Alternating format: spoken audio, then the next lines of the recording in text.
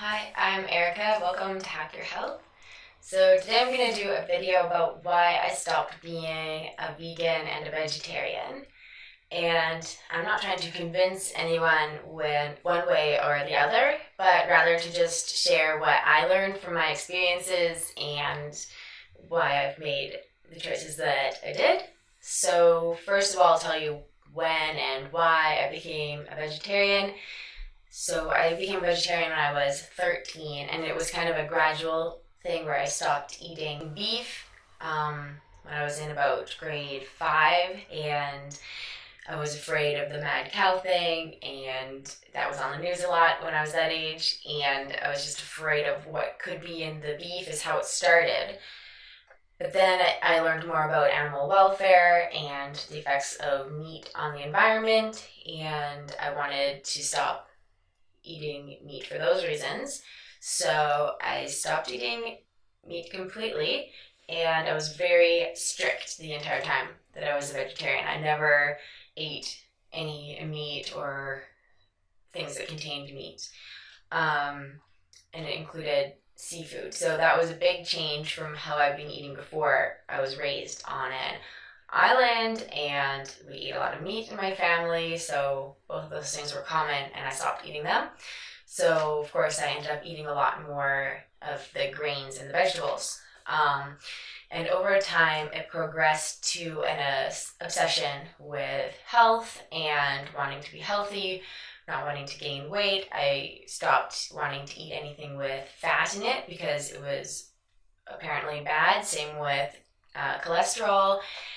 Same with salt. So I would read nutrition labels obsessively and try to restrict my diet to not include anything that I thought was bad.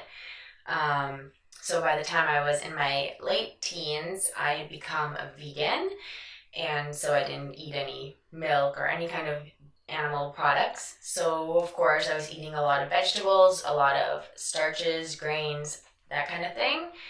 And I'd become quite obsessed with diet and food and being healthy. I ran every single day, stuff like that.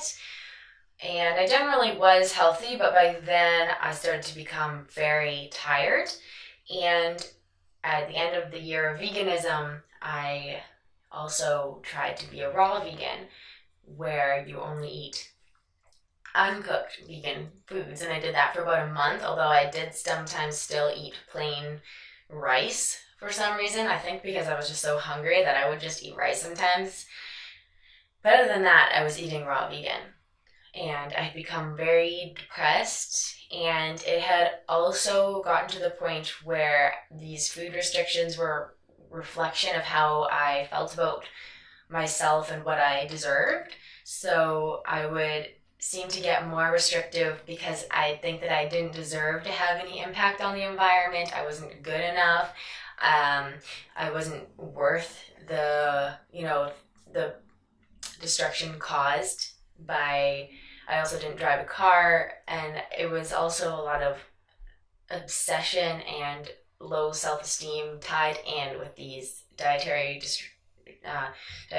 restrictions. So I would really beat myself up a lot at the same time as this. So in my experience, sometimes these kinds of diets, not always, but sometimes they can be tied in with these other kind of more psychological factors. There's either low self-esteem or obsessive thinking, obsession with health. I've seen similar things in other people who are vegan. Of course, I've also seen other people that were vegan that didn't have that kind of mindset, or that I just didn't know very well, perhaps. I don't think it applies to everyone, but I do think it applies to quite a few people who eat a vegan diet, or especially a raw vegan diet, this sort of obsession. However, I will say that I've heard many stories of people temporarily doing a raw vegan diet and healing from various diseases. That was one of my old bosses, for example. She did heal from cancer by eating a raw vegan diet, and she's not the only person that I've heard of. So it's not that I don't think that there's any place, but on a long-term basis, it's probably not sustainable for most people, and it wasn't for me. So anyways, I got sick during that time when I had been the year of veganism and then the 1 month of raw veganism. I was not emotionally doing particularly great, and then I also got the fistula at that same time.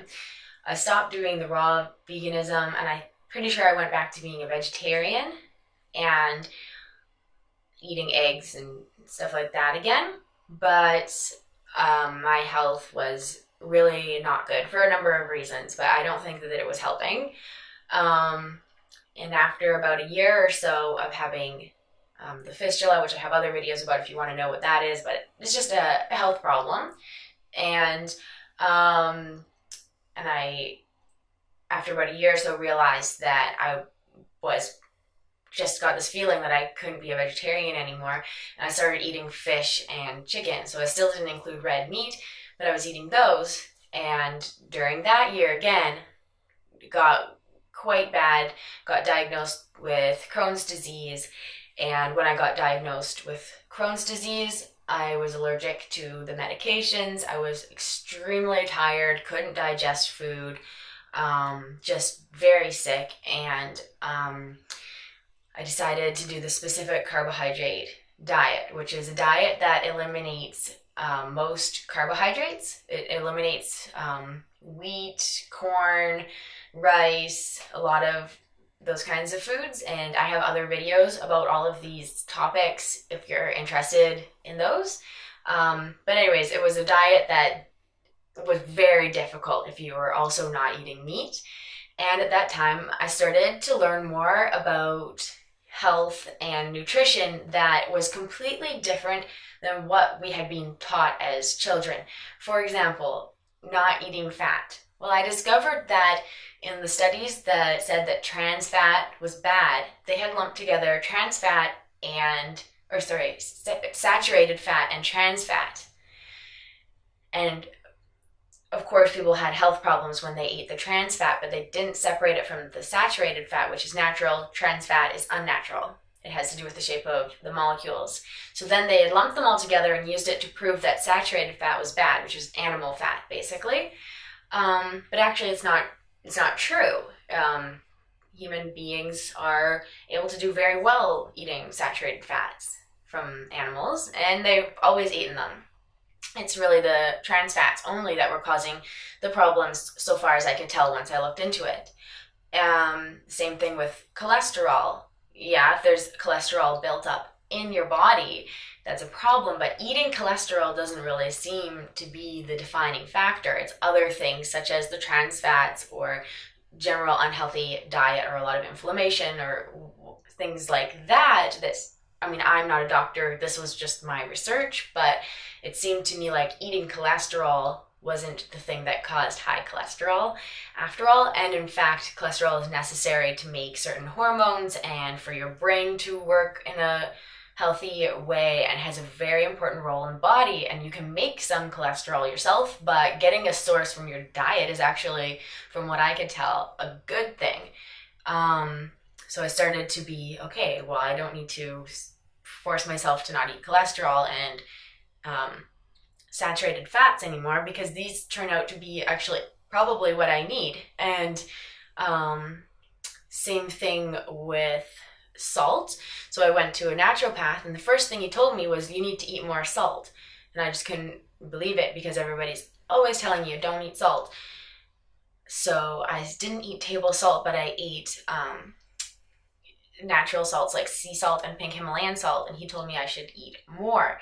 So I did, and I did feel better from doing all of these things combined, of course. So I just, and same thing with people are telling you, oh, you need to eat this much starch, you need to eat this much grains, you need to eat, and I realized, I'm talking about the food pyramid, that's what it's called in Canada, or the food guide. They have them in different countries, and usually they include having to eat, brown bread, like 8 servings a day of grains or something like that. And I realized that I couldn't even digest grains, and I couldn't survive off of eating them because I couldn't digest them, and they were giving me ulcers, basically. And I realized, this is just wrong, and it's not going to help anyone. It's definitely not going to help me to follow these rules, which are basically keeping me sick and probably contributed to my getting sick in the first place, along with other factors. So when I stopped being a vegetarian, I also really rethought what I considered healthy and unhealthy, and realized that this obsession with what I thought was health was really harmful. And the naturopath that I went to said something similar to me. He said these people that are too healthy are getting sick. That he sees a lot of them, of course, because they're probably also more drawn to going to a naturopath.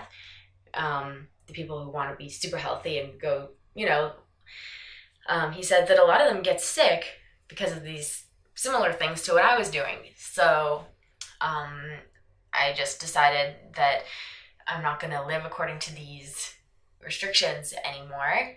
And besides that specific carbohydrate diet that I did for a year, I basically stopped putting any kind of rules and limitations on my diet and focused on eating what I felt was actually good for me, what I could digest. And of course, I don't eat a whole pile of junk food, but if I eat it every once in a while, it's not the end of the world. But usually I just try to eat whole foods. And another important thing that I learned when I rethought the whole vegetarian thing was I had always thought of plants being good for the environment and good for the body, and animals being, harmful to the environment to raise, and having all this suffering and everything that they endure. But what I realized was that that distinction in my mind is also kind of wrong. That the way that plants are grown and farmed and treated is also really important, both to the health that's possible to receive from that plant when you eat it, but also to the environment. And conventional farming, especially genetically modified crops sprayed with very substantial amounts of pesticides, that's really no better for the plant. I feel like it's very sad that that's the life of the plant as a being. That's not respectful somehow, and that they can't produce seeds that grow new plants. There's just something that doesn't sit right with me about it, as well as the amount of pesticides that's on them is very destructive to the environment and very destructive to you when you eat it, because those pesticides are also antimicrobial. They, of course, are toxic to the body, right? So I stopped differentiating between plants and animals as two distinct things and just started to see it as, is this well raised? Whether it's an animal or a plant, is this raised in a respectful way that's going to be producing a good life for the plant or the animal, which is not going to have a negative impact on the environment, as well as when I eat it, is it going to be beneficial for me? And I find that, if it's an organic, local product, whether it's a plant or an animal, it's much more likely to be good for the environment, have been respected as a plant or an animal, as a living thing, as well as to be healthy for your body in the sense of providing the nutrients that your body needs and not containing a lot of added chemicals. So now I don't differentiate as much. I try to just find healthy, good food, whether it's in the form of a plant or an animal, or a mushroom, I suppose. So anyways, those are just a few things that I learned and kind of realized along the way when I was a vegetarian, and then deciding to not be a vegetarian. And at this point, I wouldn't be interested in just constricting myself with that kind of label anymore. However, I do try to be conscious of what I'm eating and how it affects the environment and how it affects me. And I feel that those two are very closely connected. The things that are the best for me to eat are pretty much the same things that it's the best for the environment to produce, in the sense that if it's sprayed with a lot of chemicals or an animal raised in a very irresponsible way, it's probably going to be bad for the environment. It's probably also going to have less health benefits or even detrimental effect when I eat it. So I think it's also quite nice that that matches up so closely. So anyways, that's some food for thought, I suppose. Let me know if you have any questions, comments, suggestions, experiences, if you agree or disagree. I'm open to discussing all of that, and definitely I'm supportive of people wherever they are on their journey, vegetarian, vegan, whatever. I'm also supportive of people changing their minds, because that's what happened with me. I was very committed, and then at a certain point changed my mind, and it surprised everyone, it surprised me, but that happens sometimes too. So yeah, thank you so much for watching. If you'd like to see more of my videos, please subscribe, and if you have any suggestions of videos you'd like me to make, I'd love to hear what you're interested in seeing. And yeah, thanks so much for watching, and best of luck on your healing journey, or just your journey in continuing health.